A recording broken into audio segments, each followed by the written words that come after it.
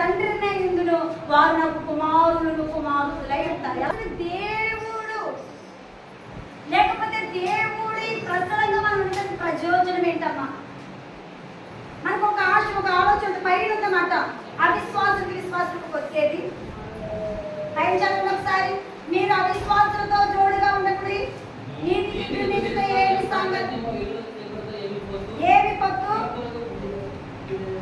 క్రీస్తులకు బెలియాలతో ఏమి సంబంధము, అవిశ్వాసుకి విశ్వాసికి పాలెక్కడిది, దేవుని ఆలయములను విగ్రహములతో ఏమి పొత్తిక, మనము జీవము గల దేవుని ఆలయమే ఉన్నాము. అందుకు దేవుడు ఇలాగ సెలవిచ్చుచున్నాడు, నేను వారిలో సంచరించును, నేను వారి దేవుడినై ఉండును, వారు నా ప్రజలై. అంశం ఏంటంటే మనము దేవుని కలిగి ఉంటే ఏంటి, ఏ ప్రయోజనం? మనము దేవుని కలిగి ఉంటా ఏంటి ప్రయోజనం? ఇది నాకు చాలా మంది ఉంటారు, అక్క దేవుడు దేవుడు దేవుడు దేవుడు అంటున్నావు అక్క, ప్రార్థన ప్రార్థన ప్రార్థన అంటున్నావు అక్క, ఆడ కలవద్దు, ఏళ్ళతో ఉండదు, ఇది చేయదు అది చేయదు, అన్యజనులతో జోడు కట్టదు, అవిశ్వాసంతో జోడు కట్టదు, లోకస్తులతో సహవాసం చేయదు, లేదా పాపము చేయదు, లేకపోతే లోకానుసారంగా మీరు జీవించదు, ఇవి చెప్తే అసలు దేవుని కలిగింది ఏంటక్క? ఈ ప్రశ్న ఎవరికైనా వచ్చిందా? మాకంటే లోకస్తులు బాగున్నారక్క, మాకంటే లోకస్తులు ఆరోగ్యంగా ఉన్నారక్క, మాకంటే లోకస్తులు ధనవంతులు ఉన్నారక్క, మాకంటే లోకస్తులు భాగ్యవంతులు ఉన్నారక్క. దేవుని కలిగి ఉంటే ఏం ప్రయోజనం అక్క? లేదా దేవుని కలిగి ఏం జరుగుతుంది అక్క? దేవుడునై ఉంటాను, మీరు నాకు ఎవరికి దేవుడు ఉంటాడు? ఆయన నేను మీకు దేవుడునై ఉంటాను. మీ మధ్య నేను సంచరించాలంటే, నేను మీకు దేవుడినై ఉండాలంటే, మీరు నాకు ప్రజలై ఉండాలంటే లోకము నుండి ఏమైపోవాలంట? ప్రత్యేకించబడాలి. ఒకటే ఒకటి మానవండి మనం ఏంటంటే విగ్రహ ఆరాధన, గుడికి వెళ్ళి పూజారితో ఆ పూజ చేయించుకుంటామో, ఆ దండం పెట్టించుకుంటామో, ఆ ప్రసాదాలు తీసుకుంటామో, ఒకటే మానవు. కానీ ఆ విగ్రహ ఆరాధన పండుగల అన్నింటికి కూడా నువ్వు చేయగలుగుతా లేదా? నువ్వు పాలు పొందుతా లేదా? నువ్వు చేసేది కాక భక్తిలో నడిచే వాళ్ళు కూడా లాగేస్తున్నావు కదా. తప్పు నువ్వు చేస్తున్నావు, మరి పక్క వాళ్ళు కూడా ఏం చేస్తున్నాం మనము? రాకపోతే మాట్లాడను, లేకపోతే ఇది చేయను, రాకపోతే అది చేయను, ఇదంతాను మనం చేసేది కాకుండా పక్క వాళ్ళు కూడా దేవుని నుండి దూరపరిచేసి ఇటువంటి వారికన్నా క్షమాపణ కూడా దొరకదండి. హల్లెలూయా హల్లెలూయా హల్లెలూయా. అన్నిటిలో నుండి ప్రత్యేకించబడిన వారే దేవుని పిల్లలవుతారు. అన్నిటి నుండి ప్రత్యేకించబడిన వారే దేవుని ప్రజలవుతారు. మరి ఇలా ప్రత్యేకించబడిన వారికి ఏం మేలు జరుగుతుంది? మాకంటే మేము ఇంత ప్రత్యేకంగా ప్రార్థన వాక్యము దేవుడు దేవుడు దేవుడు అంటుంటున్నామే తప్ప మాకు ఆర్థిక ఇబ్బందులు తప్పటాలా, మా కష్టము తప్పటాలా, మాకు రోగాలు వస్తున్నాయి, ఆ లోకస్తుల కంటే మేము చాలా బలహీనులుగా కనపడుతున్నాం, లోకస్తులే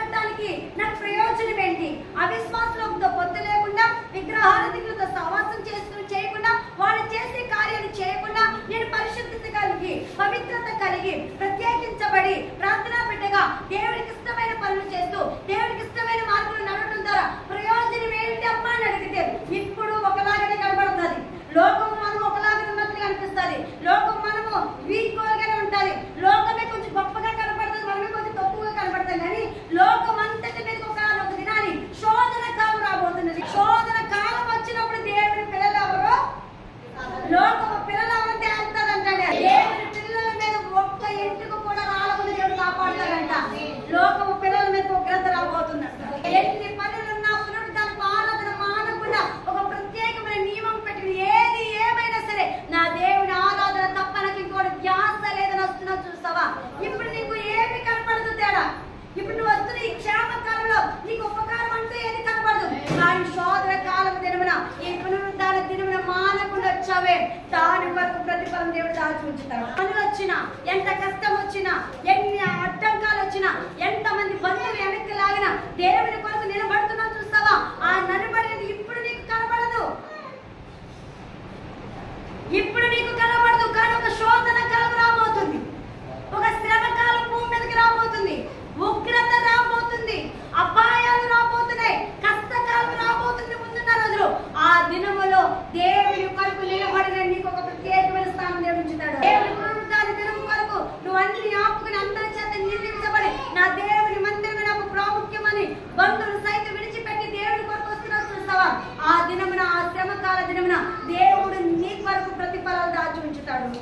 దేవుని కొరకు నిలబడి నీ కొరకు ఒక మేలుని దాచి ఉంచుతాడు. ఆయన అంటున్నాడు, నేను నిన్ను కాపాడుతాను. ఎప్పుడు ఎప్పుడు కష్టకాలం. ఆదర్శం ఎక్కడుందంటే నిర్మకాలంగా ఉంటుందండి. అసలు ప్రజలు ఎలా భద్రపరిచాడు, ఎలా ప్రొటెక్ట్ చేశాడు, ఎలా కాపాడాడు అనేది కనబడుతుంది. నిర్మకాండము 8:22, నిర్మకాండం 8:23, నిర్మకాండం 9:4, నిర్మకాండం 11:7 రాస్తుంటది. మొదట దేవుని ప్రజలను ఐగుప్తు ప్రజలను ఒకేలా ఉన్నారు అంటే లోకస్తులను దేవుని ప్రజలు తేడా ఏమి కనబడ. ఆల వండుకుంటున్నారు, ఏలా వండుకుంటున్నారు. ఆలకి హిందువులు వచ్చి ఏడుకి పడింది, ఏడు కష్టపడుతున్నారు, వాళ్ళు కష్టపడు. ఇద్దరు కూడా లోకస్తులు, వీళ్ళు లోకస్తులు, దేవుని ప్రజలు ఇద్దరు ఈక్వల్ గానే విస్తరించబడ్డారంట. ఇద్దరు ఈక్వల్ గానే ఉన్నారంట. ఇద్దరు సమపాలంగానే ఆ దేశంలో, ఆ పట్టణంలో, ఆ గ్రామంలో సమపాలలోనే ఆశీర్వదించబడుతూ, దీవించబడుతూ, కాపాడబడుతూ ఉన్నారంట. కానీ ఒకనొక దిన శోధన వచ్చిందంట. అక్కడ ఎక్కువ సమయం గడిపే వారితో ఎవరు సహవాసం చేస్తారు? ఆయన దిగి వచ్చి ముచ్చటిస్తారు. జీవితాలు ప్రార్థనా పరులు కరువైపోతారంట. ఈ కాలంలో ప్రార్థనా పరులు కరువైపోతే ఏం జరుగుతారంటే ఉగ్రత, దేవుని ఉగ్రతను ఆపే వాళ్ళకి ఎవరుంటారంట. అర్థమవుతుందండి? దేవుని ఉగ్రత పాపం చేసే వారి మీదకి ఇలా వస్తుంది అనుకోండి, ఈ వచ్చేటప్పటికి ఇలా వస్తుంది మీదకన్నడికి ప్రార్థన ఎవరు మధ్యలోకి వచ్చేస్తుంది. ప్రార్థన, అయ్యా క్షమించండి ప్రభా, నా బిడ్డలు చేసిన అవిధేతను క్షమించండి, నా కుమార్తె చేసిన అవిధేతను క్షమించండి, నా కూతురు చేసిన అవిధేతను క్షమించి ఒక సేవకురాలుగా కన్నీటితో ప్రార్థన చేసి ఈ ప్రార్థన ఉగ్రతకి మన విశ్వాసులకు మధ్యలో ప్రార్థన అంటే వస్తుందంటాడు. ఇప్పుడు ఈ ప్రార్థన చేసే ప్రార్థన యోధురాలనే లేదా ప్రార్థన సేవకురాలనే కనుక కొనిపోతే, దేవుని దగ్గర తీసుకెళ్ళిపోతే ఈ ఉగ్రత ఏమవుతుంది? పాపం చేసే వారికి అడ్డుపడే ప్రార్థన యోధులు ప్రార్థన ఉండదు. ఇక డైరెక్టర్ గా ఉగ్రత మనుషుల మీద దిగి వస్తుంది. అర్థమవునా? దేవుని స్తోత్రం చెప్తా. ఇప్పుడు దేవుని రాకడికి ఎవరిని ఎత్తుకుపోతారంట, ఎవరిని కొనుక్కోపోతారంట? వాక్యం చెప్పేవాళ్ళు కాదంట, అలాగే ఆరాధించే వాళ్ళని కాదంట, చెప్పాలి పాడేవాళ్ళని కాదంట. అసలు బలమైన ఆయుధాలు ఎవర్రా బాబంటే ప్రార్థన చేసే ప్రార్థన పరుదులు అంటే. అదే ఒక ఆశ ఏంటంటే, ఆయన నేను ఈ భూలోకంలో చనిపోయేటట్టు రాజ్యానికి వచ్చి నువ్వు సింహాసనం మీద స్టెఫెన్ కోసం నిలబడ్డావు. ఎందుకంటే నా కొరకు ధైర్యంగా చెప్పిన ఒక సాక్షి, ఒక ఆత్మల యొక్క వస్తున్నాను. నాది ఏంటంటే కొన్ని ఆత్మలకి వాక్యం ప్రకటించాలను, కొంతమందికి కార్యాలు చేశాను, లేదా గంటల తరబడి ప్రవచించి భాషలు మాట్లాడాలను, లేదా వాక్య పరిచర్యతో కొన్ని ఆత్మలు కదిలించాలను. నాకు ఆ సాక్షి మీ దగ్గర దయ్యా. ఒక ప్రార్థన ఆయుధం, ఒక ప్రార్థన యోధురాలు, ఒక ప్రార్థన సైనికురాలు నా దగ్గరకు వస్తుందని నువ్వు నిలబడాలయ్యా. అది నా ఆశ. ఆశదండి కొన్ని గంటలు దేవుడిని కనిపెట్టాలి, ప్రార్థించాలి, ఆయనతో ముచ్చటించాలని ఆశే తప్పనే నాది. హల్లెలూయా, హల్లెలూయా. నీ ఆశ కూడా ఏమై ఉండాలి చెప్పాలి, ఏమై ఉండాలి? ప్రార్థన ఎన్ని గదుల్లో చేస్తాం? ప్రజలందరూ ఎదుటి చేస్తామా? 4 గదుల్లో చేసే ప్రార్థన దేవుడితో సహవాసం కలుగుతాం. ప్రత్యేకంగా ఎవరైతే ఉంటారో వారు ఆయన ప్రజలు. ఏటిలో ప్రత్యేకత? విశ్వాసంలో ప్రత్యేకతగా ఉండాలంట, ప్రవర్తనలో ప్రత్యేకతగా ఉండాలంట, నడవడికలో ప్రత్యేకతగా ఉండాలంట, మాట్లాడటంలో ప్రత్యేకతగా ఉండాలంట, ప్రేమించటంలో చెప్పాలి ఎలా ఉండాలి, ఎలా ఉండాలి? ప్రత్యేకత. ఆరాధించటంలో, స్తుతి చెప్పాలి ప్రతి ఒక్కరు. ఎవరైతే ప్రత్యేకంగా ఉంటారో వారు ఎవరు ప్రజలు అవుతారంట? చూద్దాం. ఆ ప్రత్యేకపడిన ప్రజలకంట వేటిలో దేవుడు భద్రతనిస్తాడు. ఆనాడు ఐగుప్తుల మీదకి శోధన వచ్చేసింది, ఇశ్రాయేలు మీద కూడా శోధన వచ్చింది. అక్కడ ఉన్నది ఒకే గ్రామంలో ఒకే పట్టణంలో ఈ ఐగుప్తీయులు ఇశ్రాయేలు ప్రజలు నివసిస్తున్నారండి. ఇశ్రాయేలు ప్రజలు నివసిస్తుంటే ఐగుప్తీ ప్రజలు ఇశ్రాయేలు ప్రజలు కూడా ఒకే రీతిగా వారి జీవితాల్లో శోధన కాలం పనిచేయాలి, లేదా ఆ శ్రమను పనిచేయాలి, ఆ ఆయుధాలు పనిచేయాలి, లేదా ఆయన పంపించిన ఉగ్రత పనిచేయాలి. కానీ తన ప్రజలు ఎలా కాపాడాడు, ఎక్కడ కాపాడు, వేటిలో కాపాడాడో చూద్దాం. మొదటిగా నిర్మాకాండము 8:22 ఉంటది. ఆయన ప్రదేశాన్ని కాపాడాడు. మరియు భూలోకంలో నేనే యెహోవాను అని నీవు తెలుసుకున్నట్టు ఆ దినమున నేను నా ప్రజలు నివసించుచున్న గోషేను దేశమును మినాయించదనంటే పక్కకు పెడతాను, తప్పిస్తాను. అర్థమవుతుందండి? మినాయించడం అంటే ఏంటి? పక్కకు పెడతాను, తప్పిస్తాను. ఎక్కడ? ప్రదేశాన్ని. ఏంటి చెప్పండి ఒకసారి చెప్పాలి. ఎవరి ప్రదేశాన్ని? మన ఇల్లుని, మన ఉంటున్న స్థలాన్ని. దేవుని ఉగ్రత లోకం మీదకి వస్తున్నప్పుడు, భూజనుల మీదకి వస్తున్నప్పుడు దేవుడు అంటే ఎవరిని తప్పిస్తాడంటే ప్రత్యేకించబడి దేవుని ప్రజలుగా ఎవరైతే ఉంటారో వారినంటే మినాయించేస్తారంట, తప్పిస్తారంట. ఇప్పుడు ఉందండి, ఇదే రోడ్డు యువతలేం గోషేను వారు ఉన్నారు, ఇశ్రాయేలు ప్రజలు ఉన్నారు. ఆ రోడ్డు అవతలేం ఎవరున్నారు? ఇప్పుడు దేవుడు అంట తెగులు వచ్చిందంటండి. ఎక్కడి నుంచి వచ్చింది? యెహోవా దేవుని దగ్గర నుంచే తెగులు వచ్చింది. యెహోవా దేవుని దగ్గర నుంచి ఉగ్రత వచ్చింది. యెహోవా దేవుని దగ్గర నుంచి శ్రమ వచ్చింది. యెహోవా దేవుడు ఎంత బలమైన దేవుడు. ఒకనొక దిన భూరాజులందరికీ, భూపతిపతులందరికీ, భూ ప్రజలందరికీ తెలియపరిచే దినం రాబోతుంది. అయితే ఈ గోషేనుకు వినాయించేసారంట. మిగతా ప్రాంతాలన్నింటినీ కూడా తెగులు చేత మొత్తుతున్నారు. మొదటగా దేవుడు తన ప్రజలను ఏది కాపాడతాడు? వారు ఎక్కడైతే ఉంటున్నారో, ఏ ప్రాంతంలో అయితే ఉంటున్నారో, ఏ ఇంట్లో అయితే ఉంటున్నారో ఆ ఇల్లుని దేవుడు ఏం చేస్తాడంట? దేవుని బిడ్డనైతే ఏంటి ప్రయోజనం? దేవుడు నాకు దేవుడైతే ఏంటి ఉపయోగం? ఎందుకు ఇంత ఆరాధన, ఇంత భక్తి కావాలా, ఇంత భక్తి చేయాలా? నువ్వేనా భక్తి చేస్తున్నావు?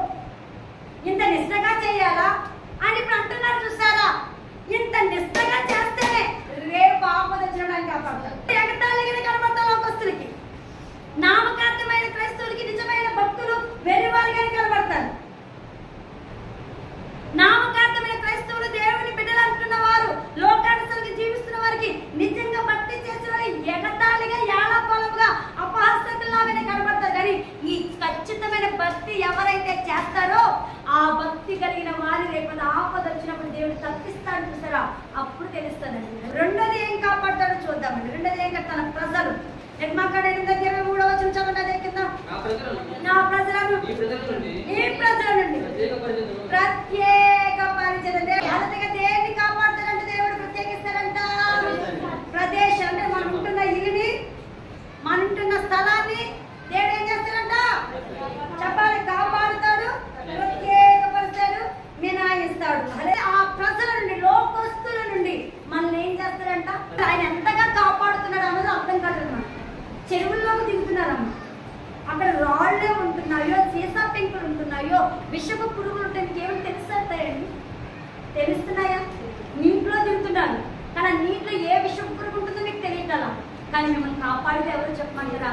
ఈ ఒక్క రోజు హృదయపూర్వకంగా వచ్చి ఆరాధిస్తున్నారే, ఈ ఆరాధన మీ కుటుంబంలో మీ పిల్లలందరినీ కాపాడేస్తున్నారు, మిమ్మల్ని కాపాడేస్తున్నారు, మీ భార్యని కాపాడుతున్నారు, మీ భర్తలు కాపాడుతున్నాను, మీ తల్లిదండ్రులు కాపాడుతున్నాను, మీ అత్తమామలు కాపాడుతుంది, మీ కుటుంబాలందరినీ మీ ఒక్కరిని బట్టి కాపాడేస్తున్నాడు. యేసు రక్తము చేత కడగబడిన కొడుకు ఇంట్లో ఉన్నాడు కాబట్టి, యేసు నామము, యేసు రక్తము, యేసు నామములో ప్రార్థించే వ్యక్తి ఈ ఇంటిలో ఉన్నాడు కాబట్టి మీరు ఇంకా బ్రతికున్నారు. ఇతనికి అంటుకోలేదు, మిమ్మల్ని బ్రతికించేటట్టుగా కూడా చేశాడు. దేవుని బిడ్డ ఒక్కరుంటే చాలండి. ఇందులో ప్రత్యేకించబడిన వారు, దేవుని కొరకు నిలబడిన వారు ఒక్కరుంటే చాలండి. ఆ కుటుంబం అంతా కాపాడబడతారు. ఎవరి కుమారుడు ప్రత్యేకించబడి లోకం నుండి, పాపం నుండి, లోకాశ నుండి ప్రత్యేకించబడి దేవుని కొరకు నిలబడ్డాడు కాబట్టి ఆ కుటుంబం అంతటిని చంపేన తన బంధువులు చేతబడి తనం చేసినా ఆ చేతబడి వారిని ఏం చేయలేకపోయింది. ఎందుకు?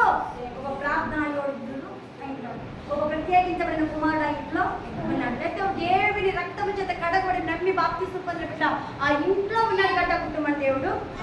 ఇది నాకు దేవుడు మనతో కూడా మాట్లాడుతున్నారు. ఏంటంటే ఆనాడు ఇశ్రాయేలు ప్రజలను కాపాడటానికి గల కారణం మోషే ప్రార్థన. ఏ ప్రార్థన చెప్పాలి? ఏ ప్రార్థన? అంతమాల ఇశ్రాయేలు కూడా సొనుక్కుంటమే, అంతమాల బొనుక్కుంటమే, అంతమాల దేవుడి కొరకు ఏదో ఒక మాట అంటేనే కొంచెం కార్యం జరగకపోయినా సనుకుంటమే, కొంచెం మాట్లాడకపోయినా సరే. కానీ మోషేని ప్రాధాన్యపడి ఉన్నట్టు దేవుడు అయ్యా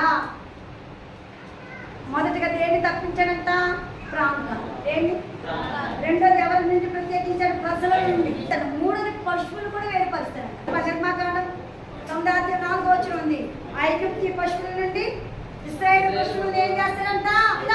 పెంచే జంతువులు కూడా వేరుపరుస్తాడంటే దేవుడు తన బిడ్డలకి ఇంత హాని కలగకుండా మొదటి ఏమో ప్రాంతాన్ని, అంటే మనం ఉంటున్న ఇల్లుని, మన ప్రాంతాన్ని, మన చుట్టూ ఉన్న సరిహద్దుల చుట్టూ కంచి వేస్తాడంట, కాపాడతాడంట. రెండోది ఐగుప్తు లోకస్తులలో జరుగుతున్న ఆ ప్రమాదాల నుండి, ఆ రోగాల నుండి, ఆ కష్టాల నుంచి తన ప్రజల్ని ఏం చేస్తాడు? ప్రత్యేకించేస్తాడు. మూడోది ఏం చేస్తాడు? మనకున్న పశువుల్ని, జంతువుల్ని, మనకున్న సంస్థలు ఏం చేస్తాడంట? ప్రత్యేకపరిచి ఏ మాత్రం ఒక్క డెక్క కూడా చనిపోకుండా కాపాడతాడంట. 11:7 మన పిల్లల్ని కాపాడతాడంట. ఏంటంటే మన పిల్లల్ని కాపాడాలి, మనం కాపాడగలుగుతామండి. మన బిడ్డలు అలా ఆడుకుంటూ ఉంటారు, కానీ వాళ్ళని కాపాడే స్థితి మన దగ్గర ఉందంటారా? కానీ ఈ దినాన్ని వాళ్ళని కాపాడేది ఎవరంటారు? కానీ ఈ దేవుడు కాపాడుతున్న దేవుడు అంటే అలుసు మనకి. ఎంతగా కాపాడినా అసలు అర్థం చేసుకుంటలేదండి దేవుడిని. ఈ దినాన్ని మన ప్రాంతాలు, మనం ఉంటున్న ఇల్లుని కాపాడుతున్నాడే, తర్వాత మనల్ని కాపాడుతున్నాడు. ఆయన భార్యగా, భర్తగా మిమ్మల్ని కాపాడుతున్నాడే. మూడోది నీకు కలిగిన పశువుని, నీ సంపదనంతటి దేవుడు కాపాడుతున్నాడే. నాలుగోది నీకు ఇచ్చిన గర్భఫలాన్ని నేను కాపాడలేదు, కానీ నీ పిల్లల్ని కూడా దేవుడు కాపాడుతున్నాడు కదా. ఉగ్రత భూనివాసులందరి మీదకి రాబోతుందండి. ఇప్పుడు అనుకుని ఇది చేస్తున్నానక్క భక్తి ఏమి లాభము? నమ్ముకున్నానక్క దేవుడిని ఏంటి ప్రయోజనము? దేవుడే యేసు ప్రభు నాకు దేవుడిని ఒప్పుకుంటున్నాను, ఏంటి నా స్థితిగతులు ఏమి మారలేదు అని నువ్వంటుంటే దేవుడు అంటున్నాడు ఒకానొక దినము రాబోతున్నది, ఆపద కాల దినము, శోధన కాల దినము, శ్రమకాల దినము, కష్టకాల దినము, అపాయమైన ఉగ్రత కాల దినము రాబోతుంది.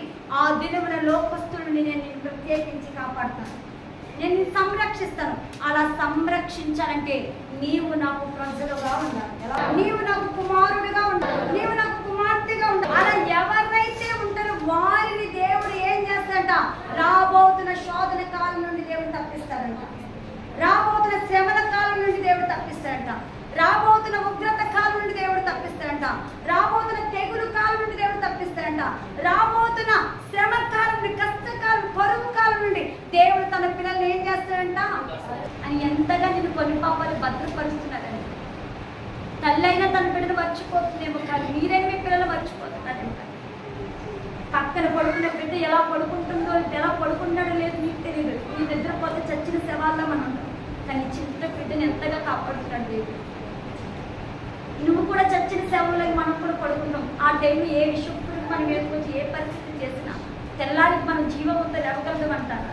ప్రత్యేకించబడిన జనంగం అంటే ప్రార్థనకు సమయం ఇచ్చేవారు ప్రత్యేకించబడిన జనం, వాక్యానికి సమయం ఇచ్చిన వారు ప్రత్యేకించబడిన జనం, ఏది ఏమైనా సరే ప్రభువుకి సమయం ఇచ్చేవారి ప్రత్యేకమైన జనం.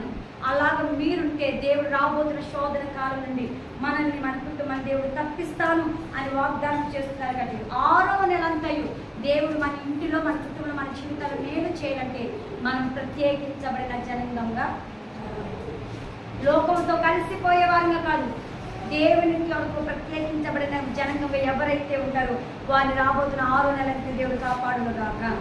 శోధన కాలం దేనిని తప్పిస్తారంటే దేవుడు ప్రాంతాన్ని, మమ్మల్ని అని చెప్పండి, దేవుని ప్రజలని ప్రత్యేక ప్రాంతాన్ని ప్రత్యేకిస్తాడు దేవుడు. దేవుడి ప్రజలు ఉన్న ప్రాంతాన్ని ఏ ప్రజలను ప్రత్యేకిస్తాడు?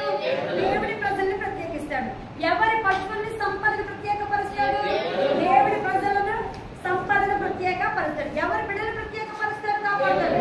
దేవుని పిల్లలను మాత్రమే ఆయన రాబోతున్న శ్రమల నుండి, వ్యాధుల నుండి, వైరస్ నుండి, కరువు నుండి ప్రత్యేకపరిచి కాపాడుతానని దేవుడు వాగ్దానం చేస్తున్నారు. కాబట్టి దేవుని ప్రజల సంఖ్యలో మనందరూ ముందుగాక. ఆ కానాను ప్రదేశం వెళ్ళేంత వరకు భూలోకంలో గాక. పరిశుద్ధాత్మ దేవుడు దయచేయుడు.